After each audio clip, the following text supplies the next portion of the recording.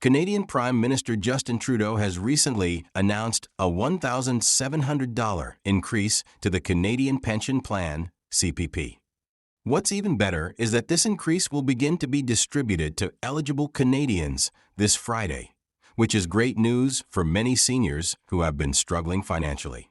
In today's session, sit back and let's get down to the nitty-gritty of this new CPP increase, how it will impact your finances, and most importantly, how to maximize this extra income. This video is tailored specifically for seniors and those who are soon to retire. First things first, let's discuss the specific implications of this $1,700 CPP increase for individuals who have been dependent on their retirement savings from the Canadian Pension Plan. It's clear that every dime counts. Starting this Friday, eligible Canadians will receive $1,700 more in their CPP payments over the course of a year, spread out into monthly installments.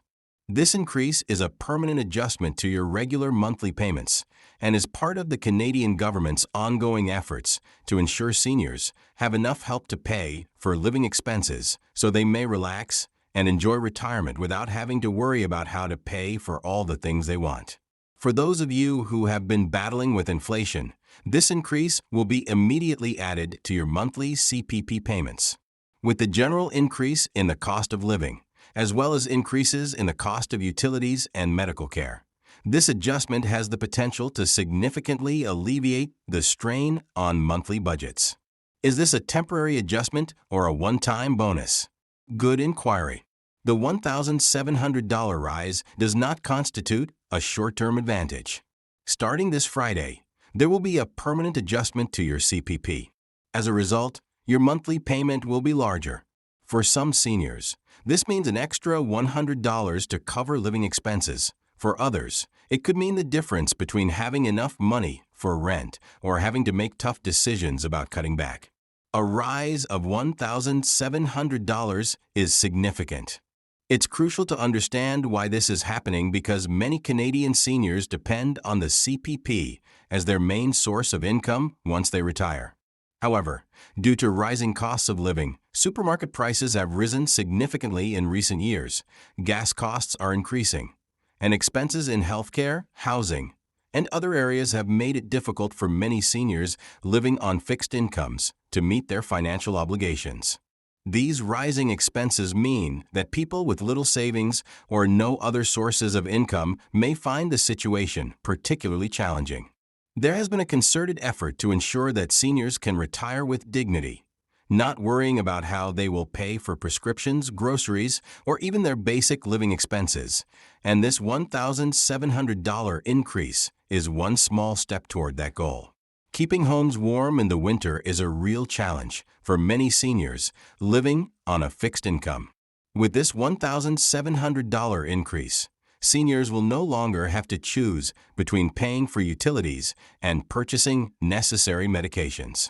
This increase will affect many seniors' budgets by providing additional funds that can be allocated to rent, groceries, health care, and other essentials for everyday living. It can be a constant balancing act to arrange your monthly finances, and occasionally the figures don't add up, leaving little space for savings or funds.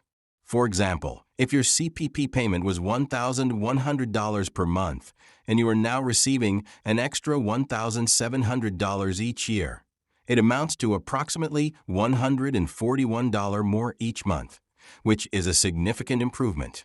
Now, here are some ways you may consider putting this additional money to use. Health expenses.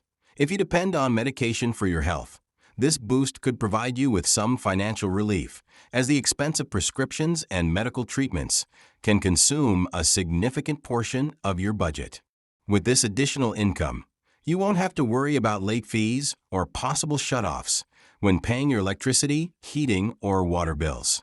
It's a relief to know that your healthcare costs are covered instead of having to choose between food and medicine. Food budgeting. Many seniors have trouble budgeting for food. The growing cost of food can be particularly challenging for individuals living on a fixed income. With this increase, you have the opportunity to buy more fresh produce, stock up on pantry items, or even treat yourself to some nice meals. If you enjoy going out and enjoying life, this could also be your chance to visit that nice restaurant or occasionally indulge in a little extra luxury. Emergency fund. It's always wise to have an emergency fund to cover unforeseen expenses, such as car repairs or unexpected medical bills. If you don't already have one, now might be a good time to start saving a little bit of your additional CPP money. With an extra $1,700 in your pocket, you can cover more of your essential expenses, save for the future, and generally live better. Debt reduction and savings. The most important thing is to put some of that extra money away. Seize this chance to better your financial status by making the most of it. Assess your present income and expenditures with the additional CPP payments. You may be able to make some adjustments such as reducing debt, increasing savings, or even saving up for those things you've been putting off. Begin by keeping track of your spending to see if there's anything you can reduce to save money, such as unused subscription services or outdated cell phone plans that can be more cost-efficient. Maximize benefits. Make sure you're getting all the benefits you're eligible for, including CPP, Old Age Security, OAS, and the Guaranteed Income Supplement, GIS. By finding ways to save money, you can put more of your new CPP increase toward things that truly matter to you. Consult a financial advisor if you need assistance determining how to spend your windfall. They can tailor a strategy to your unique circumstances and long-term objectives. You might be eligible for programs that cover transportation, healthcare, and home repairs, among other things. Stay tuned for more government announcements and improvements. As we can see with the CPP rise, the government is doing its part to assist seniors, and that's always a good thing. The best course of action would be to keep yourself apprised of any forthcoming perks or programs that could be of use to you. Now, let's examine a practical illustration.